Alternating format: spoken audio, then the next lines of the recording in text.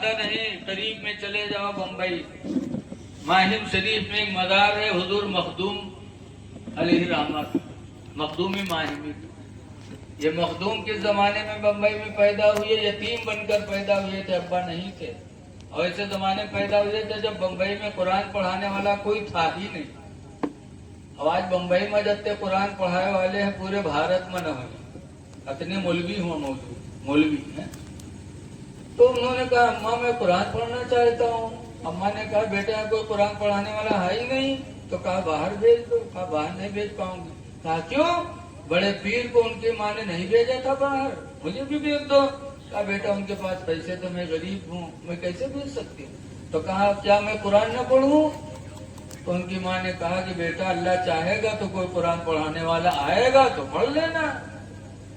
تو ماں کی بات مانی مخدوم صاحب، لیکن ماں کی خدمت سے فارغ ہونے کے بعد سمندر کے کنارے جاتے ہو اللہ سے دعا کرتے یا اللہ کوئی قرآن پڑھانے والا بھیج دے، الہی کوئی قرآن کا معلم بھیج دے کہ قرآن کی تعلیم سے میں آشنا ہو جاؤں۔ جاتے تھے دن میں دعا مانگتے تھے، شام کو آتے تھے پھر ماں کی خدمت کرتے تھے۔ چند دن ایسے گزرے، ایک دن پہنچے تو حضرت خضر علیہ السلام سے ملاقات ہو گئی۔ کن سے؟ پھر بول دو یار، کہ حضرت خضر علیہ السلام ملاقات ہو گئی۔ کہا تم روزانہ یہاں آتے ہو؟ کہا اس لیے آتا ہوں تاکہ کوئی قرآن پڑھانے والا مل جائے، قرآن پڑھا دے۔ تو انہوں نے کہا بیٹا تم نے اپنی ماں کی فرما برداری کی ہے، اللہ تمہارے عمل سے راضی ہے، تو اللہ نے تمہیں قرآن پڑھانے کے لیے مجھے بھیجا ہے، میں خضر ہوں، بیٹا روزانہ اسی جگہ آنا، میں تم کو قرآن پڑھا دیا کروں گا۔ کہا ٹھیک ہے حضور، بہت خوش مخدوم۔ لیکن حضرت خضر نے فرمایا بیٹا یہ راز کی بات ہے، کسی سے بتانا مت کہ خضر آتے ہیں قرآن پڑھانے۔ کہا نہیں بتاؤں۔ اب آئے گھر میں خوشی خوشی، صبح اٹھے جلدی ماں کو کھلا پلا کے چلے گئے، پھر شام کو آئے خوشی خوشی، پھر صبح جلدی نکل گئے۔ ایک دن ماں نے کہا بیٹا تم نکلنے میں بڑی جلدی کرتے ہو۔ ہاں ماں آ رہا ہوں۔ کہا آتے تو لیکن بتاؤ بیٹا جاتے کہاں ہو روزانہ؟ کہا میں راز کی بات ہے نہ پوچھ۔ ارے راز کی بات؟ میں تیری ماں ہوں بیٹا، مجھ سے بھی قریبی دنیا میں کوئی ہے، مجھ سے نہیں بتائے گا کس سے بتائے گا بیٹا؟ بول کیا ہے راز کی بات؟ تو ماں کے لحاظ میں راز پاش کر دیا۔ کہا سمندر کے کنارے جاتا تھا دعا مانگتا تھا اللہ کوئی قرآن پڑھانے والا بھیج دے، تو اللہ نے دعا قبول کر لی، حضرت خضر علیہ السلام کو بھیجا ہے، وہ روزانہ آتے ہیں کہتے یہی آنا میں تمہیں قرآن پڑھا دیا کروں گا۔ بہت خوش ہوئی ماں، کہا بیٹا جا جلدی جا۔ وہاں گئے تو پورا دن انتظار کرتے رہے، حضرت خضر تشریف نہیں لائے۔ اب آئے مخدوم رونے لگے۔ کہا اماں انہوں نے کہا تھا راز کی بات بتانا نہیں، تم نے پوچھ لیا میں نے بتا دیا، وہ ناراض ہو گئے، نہیں آئے، اب ہم قرآن کیسے پڑھیں گے؟ میں نے کہا بیٹا کوئی بات نہیں، وہ استاد ہے، استاد کی ذمہ پابندی نہیں ہے، استاد کو اختیار ہے، جب چاہے درسگاہ میں بیٹھے جب چاہے نہ بیٹھے، پابندی بچوں کی ذمہ داری ہوتی ہے۔ آج مسجد کے مدرسہ مولوی بیٹھے چاہے لڑکا جائے چاہے نہ جائے، سمجھا دیا۔ دوسرے دن پھر گئے پھر نہیں آئے، تیسرے دن گئے پھر پورا دن کھڑے رہے نہیں آئے۔ آ کے ماں کے قدموں میں گر کے رونے لگے۔ کہا اماں غضب ہو گیا، اب وہ نہیں آئیں گے، میں قرآن کیسے پڑھوں گا؟ اگر آپ میری ماں نہ ہوتی نہ پوچھتی تو میں خدا کی قسم نہیں بتاتا، لیکن آپ کے احترام میں نے بتا دیا، وہ چلے گئے اب نہیں آئیں گے۔ میں نے کہا کوئی بات نہیں بیٹا تم پھر جانا، آئیں گے۔ رات ہوئی، حضرت مخدوم ماہم کی ماں نے وضو بنایا، 2 رکعت نماز پڑھی، نماز پڑھنے کے بعد دعا مانگی یا اللہ اگر میرے بیٹے مخدوم نے میرے محبت میں راز کی بات بتا دی تو نے خضر کو کیوں روک لیا؟ یا اللہ میرے ہاتھوں کی لاج رکھ لے، خضر کو بھیج دے تاکہ میرا بیٹا قرآن پڑھ دے، ورنہ اگر خضر نہ آئے تو میرا بیٹا مخدوم میرا نافرمان ہو جائے گا، پھر میری باتوں کو کبھی نہیں سنے گا۔ یا اللہ میرے ہاتھوں کی لاج رکھ لے، خضر کو بھیج دے۔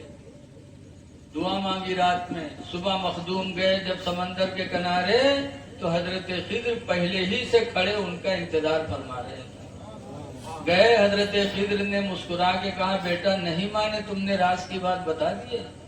کہا حضور اگر ماں نہ ہوتی تو میں قطعاً نہیں بتاتا، ماں کی محبت نے مجھے مجبور کر دیا، انہوں نے پوچھا تو میں نے بتا دیا۔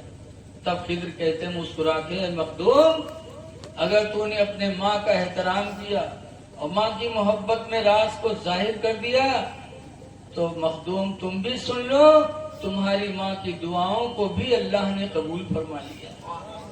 آؤ مخدوم، اب تم کو روزانہ نہیں آنا ہے بار بار، آؤ میں تم کو سینے سے لگا کے حافظ قرآن بناتا ہوں۔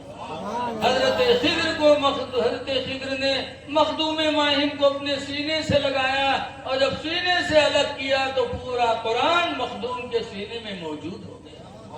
آئے اپنی ماں کے قدموں کو بوسہ دیا اور تمام ان کا شکر ادا کیا، تو پتہ چلا کہ ماں باپ کی دعا اللہ کبھی ٹھکراتا نہیں۔ اس لیے نوجوانوں اپنے ماں باپ کو راضی کرو۔ اور دوسرے نمبر پر مسافر، کوئی بھی مسافر مل جائے اور اس کی مدد کر دو اور وہ دعا کر دے تو اس کی دعا کو بھی اللہ تعالیٰ کبھی رد نہیں کرتا۔ کوئی آ جائے بھوکا پیاسا ہو تو اس کو پناہ دے دو۔ لیکن آج کل دیکھا جاتا ہے کہ آدمی چاہتا ہے لیکن بیوی کی وجہ سے مجبور ہے۔ دیکھو رمضان میں اکثر بیچارے چندہ وصولی کرنے والے دکھ رہے تھے، مسجد میں پہنچے ہیں، سب نماز پڑھ کے چلے گئے۔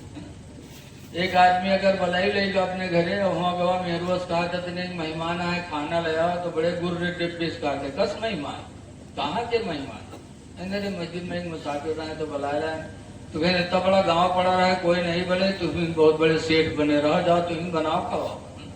عورتوں کی وجہ سے آدمی نیکی سے محروم رہ جاتا، اس لیے لوگوں مسافروں کی خدمت کرو۔ اور تیسرے نمبر پر ہے پریشان حال مظلوم۔ کوئی بھی پریشان، چاہے ہندو ہو چاہے مسلمان ہو، پریشان ہو، بھوکا ہو کھانا دے دو، پیاسا ہو پانی دے دو، بیمار ہو علاج کرا دو، ننگا ہو کپڑا پہنا دو، اس کے دکھ میں سہارا بن جاؤ، چاہے ہندو ہو چاہے مسلمان ہو، اور اگر وہ دل سے دعا دے دے گا تو اللہ اس کی دعا بھی قبول فرما لے گا۔ اس لیے رحمت کو عام کرو، انسانیت کو عام کرو۔ دعا ہے کہ اللہ تبارک و تعالی ہم کو آپ کو رحم دل بنائے۔ حضور فرماتا ہے لا یرحم اللہ رحم نہیں کرتا، من لا یرحم الناس، جو انسانوں پہ رحم نہیں کرتا۔ اگر اللہ کے رحمت کے خواستگار ہو تو اللہ کے بندوں پہ رحم کرو، اللہ ہماری تمہاری مدد کرے گا۔ دعا ہے کہ حضور سید امین شریعت حضرت علامہ مفتی رفاقت حسین علیہ رحمت و رضوان کے فیض و برکات سے مالا مال فرمائے۔